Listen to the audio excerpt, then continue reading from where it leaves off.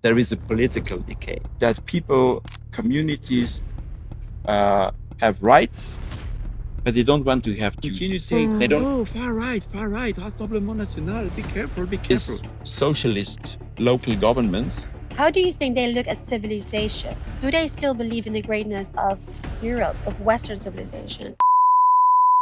We are in one of the most beautiful cities in the world. We are in Paris, city that has one of the best architecture, one of the best art and beauty in general. Because that's something that we have lost in our civilization, being civilized. And I'm not just talking about the dimensions as I mentioned earlier, I'm also talking in a way that we are interacting with one another. Because how many of us are actually still saying hello to their neighbor or having a conversation with the cashier at the supermarket? Civilization has become uncivilized. So it's time for a renaissance, la belle renaissance. That's why I'm so proud to share with us our guest of today that I was looking forward to interview for a long time, Mr. Fabrice Leggeri. He is a member of the European Parliament in the Rassemblement National, and he has been defending our civilization for a couple of decades, but specifically the borders for more than 7 years. And before we get into the interview, I do want to share a little story that when I met Mr. Leggeri, it was at the elections in Hungary, where he was at an event we both were at, and he was been very open about the pushback he has received while he was conducting his job protecting our borders. And for me, seeing a politician so honest and transparent is something that I admire, but also I believe we need to have more of. So I want to thank you on two counts. First, foremost, for the work that you've been doing for us and still continue to do. And of course, for your time for being here. Thank you for coming to Paris, and thank you for this opportunity to have a chat together on civilization, on Paris, on beauty, on probably political topics. Right, right. Yeah, because I think you are the perfect person. You can talk about the policy side, but also I think very often when we talk about the decline of Western civilization, we just talk about what is going wrong politically. But we also have to talk about, at a whole, what is going wrong in our civilization. You are French yourself. You're one of the most beautiful cities. How do you look at, for example, this city that has been always the etalon of elegance? Do you see yourself that there's been a decay in civilization? Well, Paris is still a wonderful city, so I would, of course, invite tourists to come and visit. But there is a cultural decay. There is a political decay. And Paris is an example of that, because in the past 25 years, Paris had, well, been ruled by socialist municipalities. And people have to understand that Paris is now populated with a very special part of French society. So there is a tiny group of a liberal elite living in Paris. They are completely far away from the normal, real French citizens. There has been gentrification of central Paris. What do you mean with that? I mean that only fewer and fewer people can afford having an apartment, being the owner or, well, renting an apartment in Paris. And that means that families with kids cannot afford anymore living in central Paris. There is a sort of social segregation, and Paris is really a paradox because you have, well, you have the top liberal mainstream elite who can afford living in Paris, and you have migrant camps within the city because all these socialist local governments wanted to invite migrants. They are supporting woke ideology. They consider that migration is an opportunity. It's great opportunity. They consider that we should have open borders, open cities. The result is you have this top elite, which lives in sort of gated community in their own neighborhoods, and you have in other parts of the city migrant camps and areas that are obviously now declining. Yeah, you see that even here in Paris, right? That there's like literal, we're in the most beautiful city there is, if you would ask me. And you see literally people camping outside, and these are people that have entered the country illegally. And then you have, I mean, you work in Brussels, you know that there's this Brussels bubble of people that are so out of touch with reality because they have lived this Brussels bubble where, you know, you you live a very gated life, as you mentioned yourself. I'm just curious from your personal experience having to interact with these people, how do you think they look at civilization? Do they still believe in the greatness of Europe, of Western civilization? No, I think some of them, so some of the people I have met in the European institutions in Brussels, uh, they have no clue what is European civilization. Some other people know perfectly what I mean when I say European or Western civilization. And then they want to blame us because they say we should be ashamed because we are the, let's say, we are the result of colonial powers, domination. And here they start with the woke ideology, with these intersectional fights and the victims of colonialism, the victims of everything that has everything wrong that has been done according to them by white Christian males. And I often say, you know what? When there is a white Christian male not far away, there is a white Christian woman in history. So that's That's true. how our population is now brainwashed by this Brussels elite, and they don't care about European civilization. Most of them don't care about it, and too many of them want to erase the European civilization. They don't want us to be proud of it. They just want us to be quiet and to be silenced. And this is the reason why, one of the reasons why I decided to start politics, because I realized that as a former civil servant, I would never be able, I would never be in a position to change the course of our societies. It's so interesting because you're so right that they're targeting or attacking, better said, the history of Europe and where I think Rome is birthplace of civilization. It's France that gave it its elegance. And at the same time, you can't say the right things. You're only focusing on the black pages in history. Yes, of course, they need to be acknowledged, but to always make us seem as the bad guy and forget to acknowledge the beauty that it has produced and the advancements at the same time, because it did advance society, is a problem. Are you saying that this is a coordinated attack? I think this is an attack that started decades ago, and now we can see the effect. And now probably it's more coordinated than it used to be in the past. And that's why uh, this is also triggering a reaction from the people. That's why I also would like to see the positive side of it. It's so obvious that there is an attack against our identity, against our European Western civilization. There is an attack against beauty. There is an attack against elegance. There is an attack against politeness. Yeah.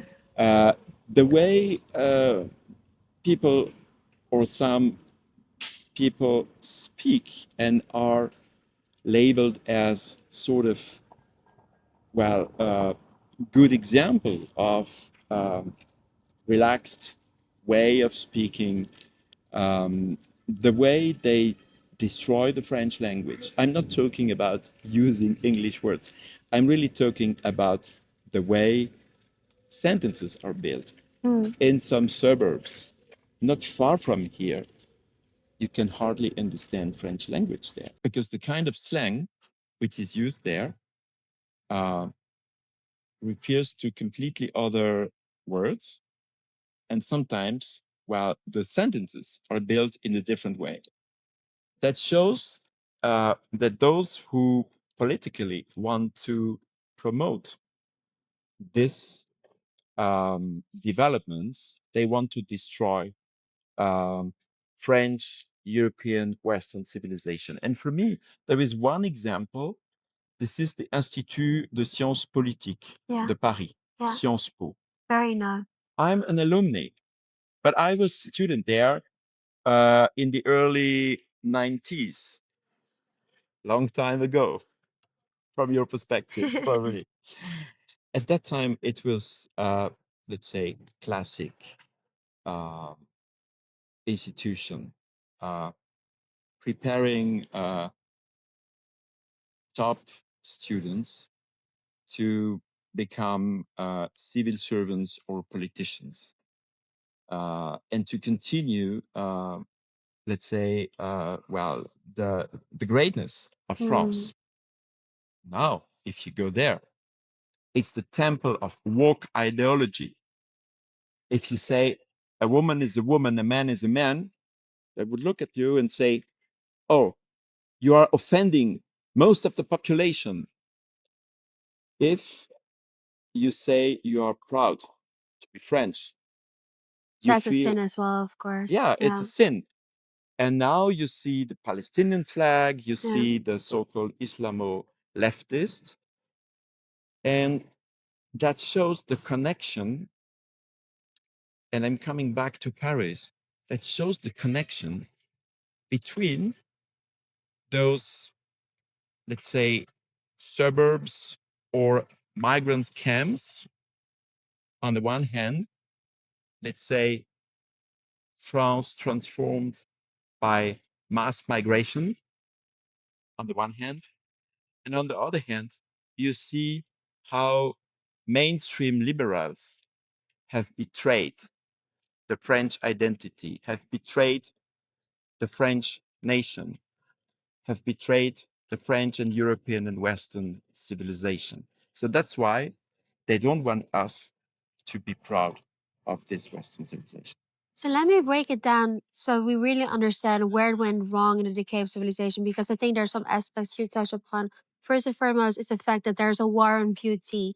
And you know, when you're in a beautiful environment, in a beautiful surrounding, it does something to our psychology, right? Yeah. It helps nerves the system so you can focus better. We are more relaxed. Everything has become ugly. I'm not just talking about buildings, I'm even talking about the lamps that we're having outside, the lantaarnpalen, I forgot the word in English, but also in the way we present ourselves to society, in the way we interact with one another, the attack of being proud of one's identity, one's nation and its achievement and its history.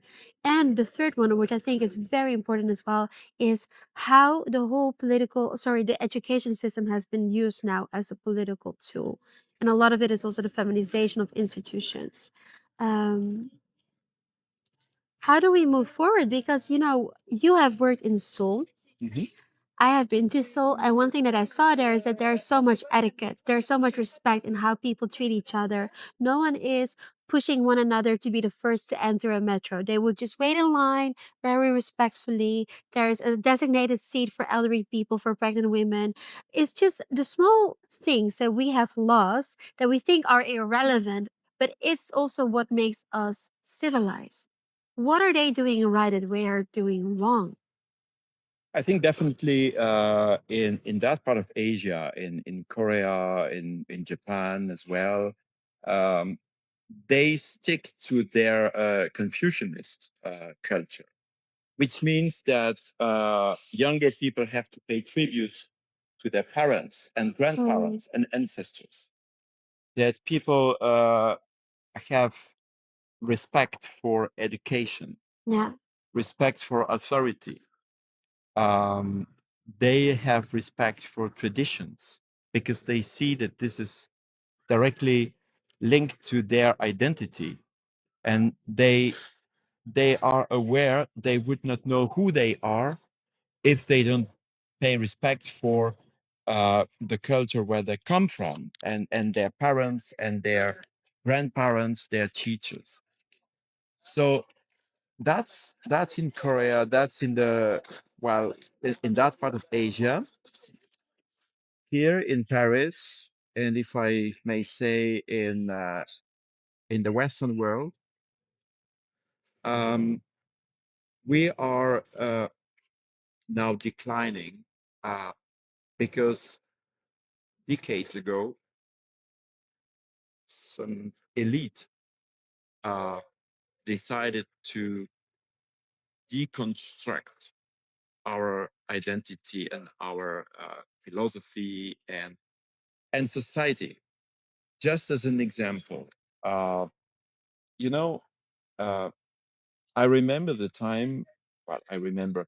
I would like to refer to the time in the Middle Age. I don't remember personally, but the Sorbonne used to be in the Middle Age uh, the place where students, uh, professors, academics from across Europe and across the Western world used to gather, to work together, to study together, and to develop a common sense for what was at that time our common culture.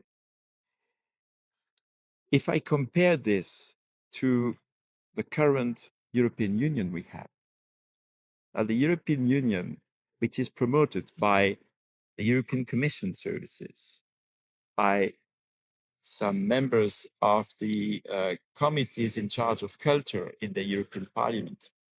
They want to promote not the European culture, not our European roots. They want to promote diversity. They Yes. want to promote individual rights. And at some point, when you promote too much uh, that trend, uh, the development of individual rights, then you completely undermine society. So that's a difference. When I look at Asian societies, when I look at Korea, and the way people accept to queue to wait for the subway or the bus or in a shop, it means that they respect each other. Yeah, true. Because they know that respect is the cement, is the glue of a society. If I don't respect other people, and especially people I don't know, uh, it means we cannot build together a society. In the Middle Age, in the Sorbonne, they were focused on what we had in common. And what we had in common at that time, and I hope it's still relevant to say that this is the origin of Europe. There was a clear reference to the Roman, Greek, antique world and Christianity, Yes, true. and That's true. the that's the common ground. So I think that what we are facing now is this uh, exponential claims that people, communities have rights, but they don't want to have duties. They don't want to be committed to a society, to a nation, and so they don't want to simply be part of our European Western society. Yeah, that's what Roger Stone said as well, that the decline of Western civilization is because of moral failure. Like you said, we want a lot of things from the government, free luxuries, benefits, but we don't want to give something back in return, which is taking care of our elderly or helping our neighbors and being an active member part of society. There were some things I thought were really well said, and one of the things is that in Korea, as an example, etiquette is part of their identity. And they take pride in that because if you don't follow etiquette, which is just a way of showing respect to your fellow citizens, you're ashamed. we have become shameless, and we also think that we should always be entitled to act as we feel comfortable without taking other people's feelings in consideration. Like etiquettes are not trendy anymore, which is a big part why our civilization has declined. And another thing that I really love that you said is that there was a common sense of common history, and we don't have that anymore. We don't have our common history, which is, in every country, every nation different, but this whole sense of we have built something generation upon generation upon generation. Like on our way to this park, we were talking about the beautiful church that they have in Strasbourg. That took a couple of generations to build. It wasn't built overnight, but they knew that they were building something that would outlast them for the generations to come. And here we are, more than 4 centuries later, still admiring what they have built. That is civilization. That knowledge, that history being passed on for future generations to come. I definitely think that a civilization or members of a society, of a nation, a civilization uh, should accept or should be able to project themselves or to project the future uh, into a long lasting way of life, a long lasting understanding of beauty, for example. But now, with this woke ideology, we are blamed for that because they say, "Oh, do you know that that building it or used to be the property of that historic person that should be blamed for having been, I don't know, powerful or having supported colonial powers. So, or the domination, the white domination. And so that's a sort of self hatred. So, this is what the woke ideology want to promote, and where I'm worried is that we see that, and Paris again is a good example because you have this liberal bubbles with this mainstream liberal, gentrificated uh, minorities areas, and you have this, let's say, migrant camps, um, and there is a battle, there is a political and cultural battle against us. And that battle is, uh, let's say, common ground for woke ideology and pro migrants ideology to work together because they simply want to erase our civilization. In France, there is a politician. His name is Mélenchon. He's from the far left. The member of his political party um, are always campaigning for Palestinian people, for Islam, and they want to get the vote of, well, these new French citizens. That's how they're always called, right? The new French citizens. Yeah, That's what they say in the and Netherlands as they well. say it's New France, Yeah. but they are in the mindset of undermining our identity, erasing our country, erasing European civilization in as many European countries as possible. And it's simply clear when you see that their allies in North America were the people in Harvard, at Harvard University, who spoke out anti-Semitic slogans in support of the Hamas atrocities. It's always this upper elite, Harvard educated globalists that find each other that are crippling their ideas down, whether it's the woke ideology.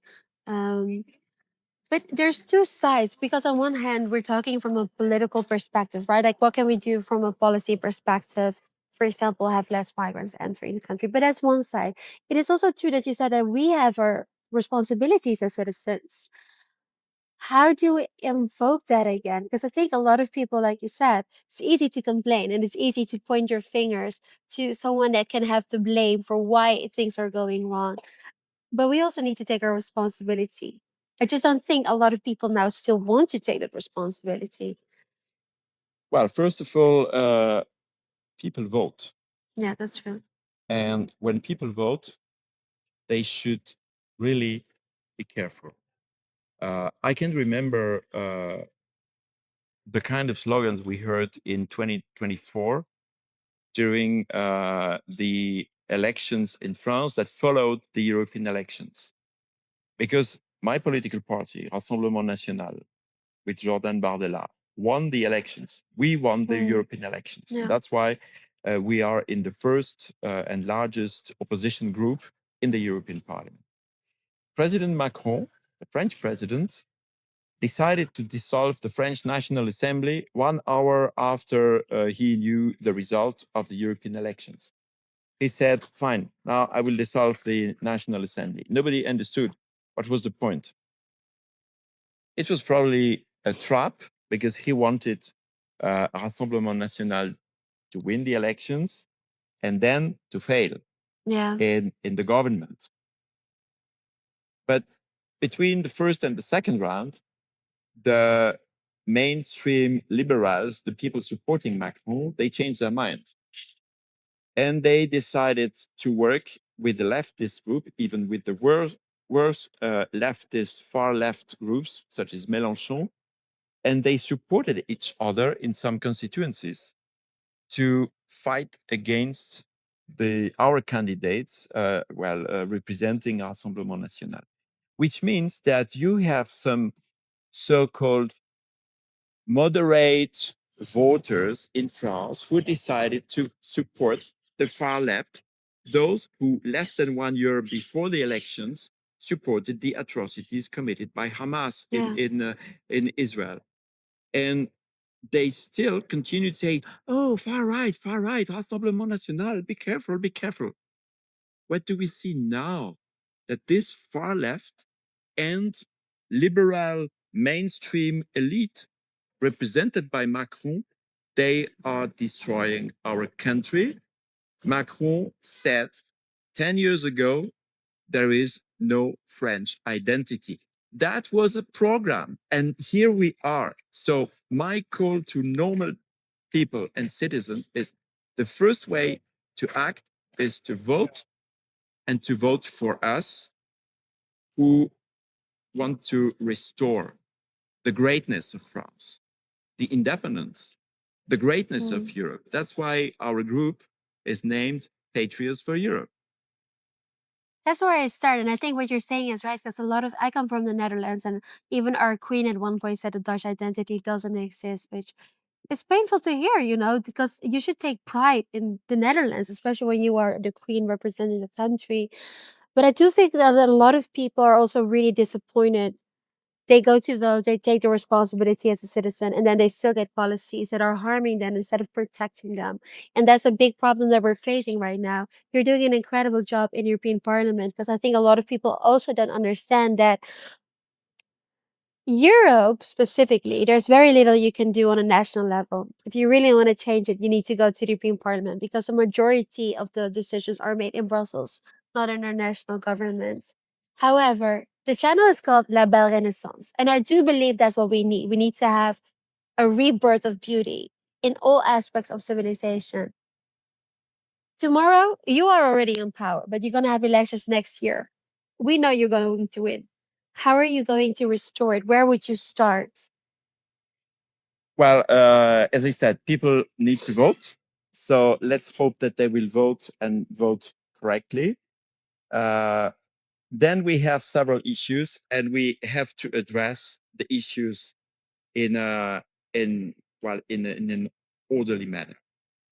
I think that migration is really a concern because time is flying, and we don't have time to waste.